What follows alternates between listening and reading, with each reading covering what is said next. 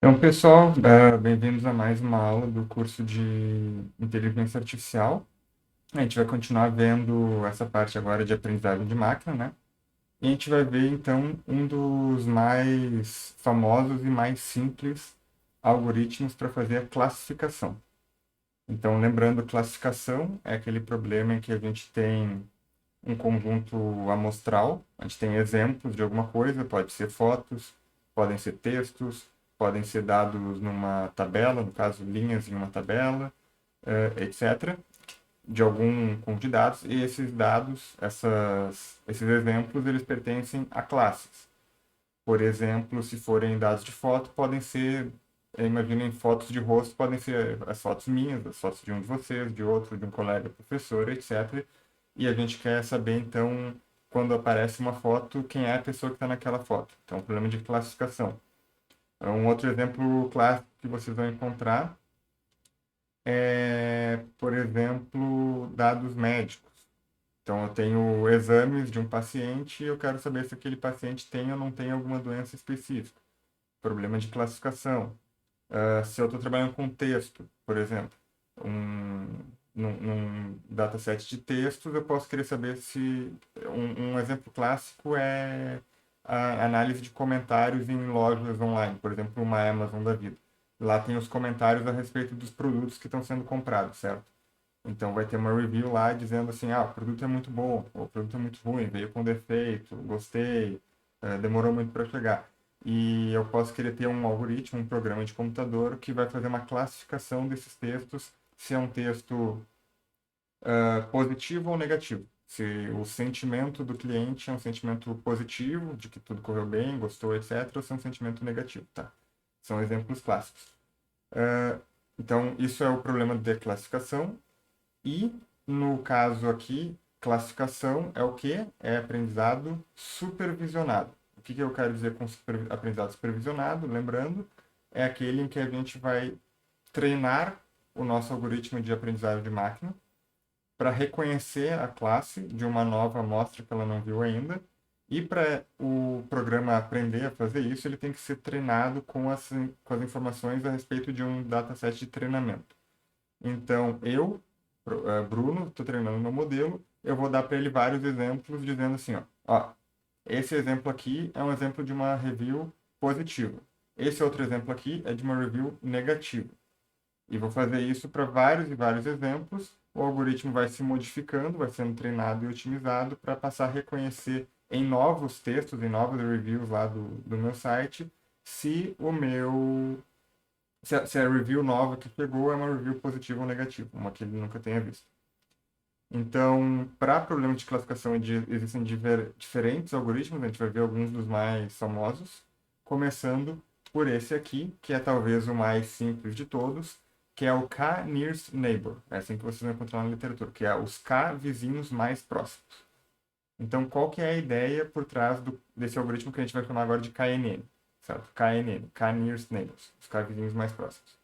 É simplesmente pegar todos os exemplos que eu já conheço, como eu falei, para treinar o algoritmo, eu tenho que ter um conjunto de dados que vai me dizer ali, esse aqui é o texto positivo, esse aqui é o texto negativo, essa aqui é a foto do Bruno e essa aqui é a foto do Marcelo, da Mariana, etc. Eu vou pegar esses dados, esses exemplos, e a maneira como eu vou classificar uma nova foto, um novo texto, um novo exemplo qualquer que eu não vi ainda, é dizer que esse novo exemplo pertence à mesma classe dos k vizinhos mais próximos. Então, o k é um número inteiro, certo? A partir de 1. Se for k igual a 1, o que significa? Eu vou calcular a distância do meu exemplo novo para todos os exemplos que eu já conheço a classe e vou dizer, esse exemplo novo tem a mesma classe do seu vizinho mais próximo, certo? Ah, se eu estou usando em vez de k igual a 1, k igual a 2. Então agora eu vou dizer, o meu vizinho, ou o meu novo exemplo, ele tem a mesma classe dos seus dois vizinhos mais próximos. Vejam que normalmente o K vai ser um valor ímpar e não par, porque com dois vizinhos podia dar empate, certo? Podia ter, digamos que eu tenha três classes, a classe A, B e C. Se eu passei um novo exemplo e eu estou vendo para esse novo exemplo dizer que ele tem a mesma classe dos seus dois vizinhos mais próximos, se um vizinho tem a classe A e outro tem a classe B, eu não vou saber. certo? Qual é a classe desse novo exemplo? Porque vai ficar empatado entre A e B. Então, normalmente eu vou usar um valor ímpar. Por exemplo, k igual a 3, k igual a 5, etc. Então, vejam que esse é um algoritmo bem simples, intuitivo, né? É simplesmente uma classificação por associação. Aquele é culpado por associação. Eu estou dizendo que o novo exemplo tem a mesma classe dos exemplos que são parecidos com ele, certo? Dos K exemplos mais parecidos com ele. Então, vamos ver um exemplo aqui com um dataset bem basiquinho. Então, são só duas classes, a classe azul e a classe vermelha, que aqui no nosso exemplo são pontos bidimensionais, ou seja, pontos com duas dimensões. E eu tenho já estabelecido que todos os pontos que estão aqui nessa figura eu já conheço a classe. Eu sei que esse ponto aqui é o ponto vermelho, que esse ponto aqui pertence à classe azul, esse ponto pertence à classe vermelha, esse ponto pertence à classe azul, etc. Certo? E agora eu quero saber, esse ponto aqui, preto, novo, ele é novo, ninguém conhece ele ainda. Qual é a classe desse ponto? É a classe vermelha ou é a classe azul? Se eu estou usando o meu algoritmo K-nearest neighbors, o que eu vou fazer é botar esse ponto aqui, calcular a distância dele para todos os outros pontos e dizer que ele vai ter a mesma classe dos vizinhos mais próximos. Tá. Agora vejam um detalhe interessante. O meu valor de K pode impactar no resultado, certo? Nesse exemplo aqui, se o meu K for igual a 1, o vizinho mais próximo desse ponto preto aqui é esse cara aqui. E esse cara aqui é da classe azul. Então, para K igual a 1, o ponto preto teria recebido a classe azul. Porém, se eu considerasse K igual a 5, os 5 vizinhos mais próximos desse ponto preto aqui são quais? É esse aqui que é azul, porém os outros 4, esse e esse, são todos pontos vermelhos. Tá? Então eu tenho 4 pontos vermelhos, um ponto azul. Então a maioria dos 5 vizinhos mais próximos desse ponto preto aqui são vermelhos. Então esse ponto aqui receberia a classe vermelha. Então vejam que esse algoritmo aqui, ele é sensível ao valor de K, ok? Em geral, eu vou querer valores não muito altos, até porque imagine, se eu passar um valor altíssimo, por exemplo, K igual a 1000, não tem nem 1000 pontos aqui, certo? Então esse ponto aqui seria simplesmente classificado como a quantidade com a classe majoritária. Tá? Então, se meu K é muito alto, eu tenho uma tendência a classificar os pontos como sendo da classe mais representativa no meu dataset. Porém, se eu tenho um K muito pequeno, o meu ponto ele vai ser classificado, ele pode vir a ser classificado baseado em outliers ou ruído, certo? Então eu vou querer algum valor intermediário. Tradicionalmente se usa K igual a 3, 5, às vezes 7. 1 não é muito comum porque daí corre muito risco de eu estar pegando um resultado escuro, certo? Então vejam que o KNN ele não chega a calcular explicitamente uma região de separação dos pontos, tá? Ele não chega a criar limites assim duros entre os pontos, ele não está tentando calcular aqui um limite, mas de qualquer maneira ele acaba gerando limites baseados na distância dos pontos. Então, por exemplo, esse ponto aqui vai ser afetado pelos vizinhos que estão aqui, digamos. Ou melhor, esse ponto aqui vai afetar os pontos novos que estão nessa região. Esse ponto aqui vai contribuir para os pontos novos nessa região e assim por diante. Quanto mais pontos com classe já conhecida eu tiver, ou seja, quanto mais pontos já coloridos com vermelho ou azul nesse exemplo, mais complexa pode ser a minha região de classificação para o ponto novo, tá? Então, percebam que se um ponto novo aparecer aqui, ou aqui, ou aqui, assim, nesses espaços que estão em branco vazios, eu não vou ter muita certeza da classe nova, certo? Porque o ponto mais próximo desse cara aqui, ele está distante mesmo assim. Então, o ideal para o KNN é eu ter muitos pontos já disponíveis com as suas classes corretas para eu poder aí classificar os novos pontos. Então, aqui um exemplo do KNN sendo aplicado para um dataset maior com uma separação entre pontos mais complexa. Então, veja, eu tenho aqui a classe amarelada e a classe azul aqui, e com o KNN eu acabo gerando essas regiões aqui de busca. Vejam que é uma região que pode ter uma separação aqui, né? Então, isso é interessante. Mas, ainda assim, podem ocorrer erros, naturalmente. Então, esse ponto aqui, que é laranja, ele, com essa configuração aqui de 7 vizinhos mais próximos, ele vai ser classificado como um ponto azul. Assim como esse ponto azul, se eu considerar os 7 vizinhos mais próximos, ele vai acabar sendo considerado como laranja. Então, não em Machine Learning não existe isso de ser imune a erros, tá? A gente tenta minimizar a quantidade de erros, mas não tem como acabar com os erros garantidamente. Quando é que a gente vai considerar utilizar esse algoritmo dos vizinhos mais próximos? Em geral, vai ser para dados que são numéricos reais. Então, eu falei no começo, né, de um exemplo de classificação para texto, para dados de imagem, mas em geral a gente não vai usar KNN para esse tipo de dados. A gente vai usar esse tipo de KNN para dados que são numéricos. Imaginem dados que são uma linha de números, um vetor de números numa tabela. Tá? Então, são exemplos que são codificados através de vetores de números. Normalmente a gente não vai querer considerar usar KNN se o meu exemplo ele é multidimensional, ele tem muitas dimensões. Então, se ele já tivesse mais de 20, imagina de novo esse exemplo da tabela. Cada exemplo é uma linha na minha tabela, certo? Então, eu tenho ali uma tabela tipo no Excel, uma planilha, e eu estou falando assim, o ponto 1 é a primeira linha, o ponto 2 é a segunda linha, o ponto 3 é a terceira linha. As colunas da tabela são os meus atributos, são as features do meu exemplo. Se eu tiver muitas colunas, mais de 20 colunas, eu também vou estar evitando usar o K-Nearest Neighbors, ok? E para usar, como eu falei anteriormente, para usar o KNN, eu vou querer ter muitos dados, muitos exemplos, para poder construir essas regiões de separação com mais certeza do que eu estou fazendo, certo? Menos espaços vazios aqui que não tem vizinhos muito próximos. Quais são as vantagens do KNN? É um algoritmo muito rápido de treinar. Eu não preciso fazer treinamento nenhum, basicamente. Eu só preciso pegar os meus pontos que eu já conheço, colocar ali e calcular. E já está treinado, certo? O treinamento é saber os pontos que já existem com suas classes. O KNN ele pode aprender funções complexas de separação e ele não perde informação porque ele está considerando todos os pontos que eu já conheço. Então, toda a informação que eu tenho a respeito daqueles dados está ali para o KNN utilizar na sua predição. Qual que é a desvantagem? Ele é demorado para fazer a classificação do ponto novo, porque eu vou ter que calcular, quando eu for querer calcular, por exemplo, qual é a classe desse novo ponto, eu não tive tempo, gastar tempo treinando, certo? Os pontos já estão dispostos aqui, foi só botar os pontos aqui.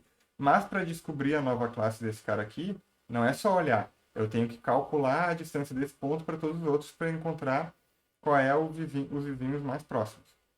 Então, é nesse passo aqui que o KNN é demorado. Quanto mais pontos eu tiver, quanto maior for o meu K, quanto maior for a dimensionalidade dos meus dados, mais demorado vai ficar a execução do KNN. Além disso, o KNN ele é facilmente enganado por atributos irrelevantes. O que são atributos irrelevantes? É quando determinadas colunas da minha tabela não têm importância, por exemplo. São dados que eu não estão me importando para esse problema. Bom, mas o cálculo da distância vai levar eles em consideração igual, certo? Então eu posso estar dizendo assim, o ponto A é o mais próximo do novo ponto B. Então eles são associados e devem receber a mesma classe. Porém, o A e o B, eles estão próximos por um motivo irrelevante, por um motivo inútil. E é aí que fica o perigo de usar a KNN, certo? É que eu posso ter atributos que não são relevantes na hora de ver a similaridade. Eu posso estar dizendo que eles são similares por um motivo que não me importa. Então eu tenho que tomar muito cuidado com essa questão. Então, como eu falei, né, alguns problemas do KNN. Eu tenho que escolher distância de uma métrica de distância, tá? A gente já discutiu essa questão de métricas de distância, mas normalmente em KNN a gente vai usar a distância euclidiana, então eu tenho que escolher uma métrica adequada. Eu tenho que saber escolher o valor de K, certo? E se eu aumento o meu valor de K, eu vou reduzir a variância dos meus resultados, mas eu vou aumentar o viés, certo? Então é aquele problema que eu falei, se eu tenho um K muito alto, a classe com maior número de pontos vai ser a que vai ser atribuída àquele ponto novo. Então isso pode ser um problema. Tem a questão da... Isso eu já vou comentar, mas tem a questão da distância em espaços multidimensionais. Então, se eu tenho, sim, um vetor lá, o meu ponto é um vetor de 1000 posições, calcular a distância euclidiana é problemático. E é um algoritmo que usa muita memória, porque eu tenho o quê? Que guardar todos os pontos. Aqui eu tenho poucos pontos, então não tem problema. Mas e se eu tiver 1 milhão de pontos, 10 milhões de pontos, 1 bilhão de pontos? Tem datasets que são gigantescos. Então, como é que eu vou fazer para guardar esses pontos todos na memória do meu computador para poder calcular a distância? Tá? Então, é aí que mora o perigo do KNN. Como eu mencionei, normalmente a distância mais utilizada quando a gente está usando o KNN é a distância euclidiana, que é aquela que vocês devem se lembrar, da distância de dois pontos no plano 2D. Não precisa ser 2D necessariamente, né? Então, é a versão generalizada para N dimensões, mas é basicamente pegar cada dimensão, calcular a distância quadrática e somar, e daí fazer a raiz quadrada do resultado. O problema de usar a distância euclidiana é, primeiro, que os dados têm que estar padronizados. Eu não posso ter dimensões com tamanhos absolutos diferentes. Deixa eu dar um exemplo. Digamos que o meu vetor lá são, ele diz respeito a dados de um imóvel. Tá? Então, eu quero classificar imóveis, por exemplo, imóveis de alto padrão, alto luxo, para imóveis que são de baixo custo, assim, algo assim. Que podem ser, o que vai ser um exemplo, o que vai ser uma linha da minha tabela, vai ser um imóvel específico que eu quero descobrir qual é a classe.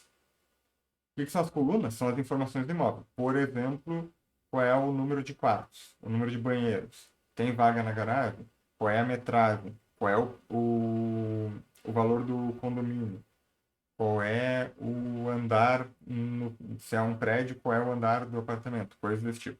Bom, vejam que, por exemplo, a metragem do apartamento vai estar em metros quadrados e vai ser algo da ordem de dezenas a centenas, certo? Vai ser assim, sei lá, 50 metros quadrados, 100 metros quadrados, 200 metros quadrados. Vai aumentando. Enquanto que o número de banheiros do apartamento vai ser nas unidades, né? Pode ter 0 banheiros, pode ter um banheiro, 2 banheiros. Não vai ter um apartamento com 50 banheiros, nem um apartamento com 200 banheiros. Então, o grau, a magnitude dessas variáveis, ela é diferente. Uma vai estar na casa, ali eu posso ter valores 50, dezenas ou centenas, e no outro eu vou ter unidades. Então eu não posso simplesmente usar essas variáveis dessa maneira para calcular a distância, porque a que tem os valores maiores, a metragem, que eu vou estar trabalhando em dezenas e centenas, ela vai sobrepujar a quantidade de banheiros. E eu não tenho um motivo para achar que a quantidade de banheiros é mais ou menos importante do que o tamanho da metragem. Estou considerando isso. Então eu tenho que aplicar aquele processo clássico de padronização, normalização dos dados para que todas as variáveis, todas as colunas tenham o mesmo peso. Então, por exemplo, escalar os dados para todos eles serem um valor entre 0 e 1. Então, assim, 0 seria o menor número de banheiros possíveis, 1 seria o maior número de banheiros possíveis. 0 seria a menor metragem possível e 1 seria a maior metragem possível. Aí eu garanto que está tudo na mesma escala. Ou fazer uma normalização estatística, que é garantir que o número médio, normalmente o que tu faz é assim, o número médio de banheiros por apartamento é 0 e o desvio padrão 1. A quantidade média de metragem do... Claro, daí já não é mais o valor real, né? Mas a metragem média dos apartamentos vai estar em 0 e o desvio padrão vai ser mais ou menos 1. E aí eu converto o meu dado original para esses, para estar junto na mesma dimensão, não na mesma dimensão, na mesma magnitude os dados, para garantir que eu possa usar corretamente a medida de distância. Outra coisa que eu posso fazer, lembra que eu falei do problema dos atributos irrelevantes? Digamos que eu descobri que, na verdade, o número de banheiros é irrelevante. Eu não quero classificar baseado no número de banheiros, porque isso não interfere em nada na classificação. Então, o que eu tenho que fazer? Ou melhor, o que eu posso fazer? Eu posso calcular a distância euclidiana com pesos, dizendo assim, ó, o peso do número de banheiros é menor do que o peso da metragem. E daí isso também vai garantir um certo ganho de desempenho ali para o meu algoritmo entender melhor o que é similar e o que não é. Aqui eu comento do curso, a maldição da dimensionalidade, é só para vocês saberem que à medida que aumenta a quantidade de dimensões são essas variáveis que eu estou falando. Por exemplo, uma dimensão é o número de banheiros, outra dimensão é a metragem, outra dimensão é o número de vagas na garagem, outra dimensão é o andar do apartamento, etc. Quanto mais dimensões eu tiver, menos significativa é o cálculo da distância, euclidiana, pelo menos. Então, quanto mais dimensões eu tiver, quanto maior for o meu ponto, menos sentido vai fazer eu calcular a distância entre dois pontos. Então, por isso que KNN normalmente tu não usa se tu tem muitas dimensões. Pelo menos não com distância euclidiana. Tá? Essa parte aqui. Tá. Aqui estão só uns detalhes, tá? O KNN, parte do custo dele é encontrar os vizinhos mais próximos, certo? Eu tenho esse ponto aqui, eu quero encontrar os vizinhos mais próximos. Não é necessário a gente ver isso nessa disciplina aqui, mas existem maneiras eficientes. Qual que é a maneira, entre aspas, burra de eu encontrar o vizinho mais próximo de um ponto? É eu calcular a distância desse ponto para todos os outros pontos e ver qual é o menor. Essa é a maneira mais ingênua e também a que demora mais, a que tem mais custo computacional. E só para você saber, então, existem maneiras de reduzir o custo e o tempo para encontrar o vizinho mais próximo, tá? Mas daí já é uma coisa um pouco fora dessa disciplina. Então, só para encerrar, com algumas vantagens do KNN, é muito fácil de programar, tá? É muito fácil de fazer. Ele é um ótimo algoritmo para vocês, pelo menos, testarem e já terem uma ideia do desempenho e do quão difícil é a classificação de vocês. Eu sempre sugiro o seguinte: KNN é provavelmente o algoritmo mais simples que tem para fazer uma classificação. Se vocês estiverem ali dentro das características recomendadas, não são pontos muito grandes, tem pontos suficientes, dado numérico, etc.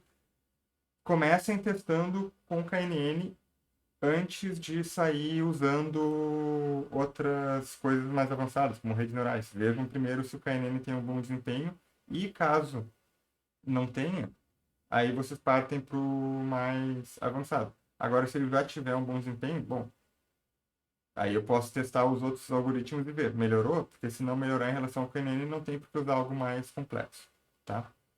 Minha dica é sempre, com aprendizagem de máquina, comecem pelo mais básico, pelo mais simples e vejam se funciona, para aí depois ir evoluindo, certo?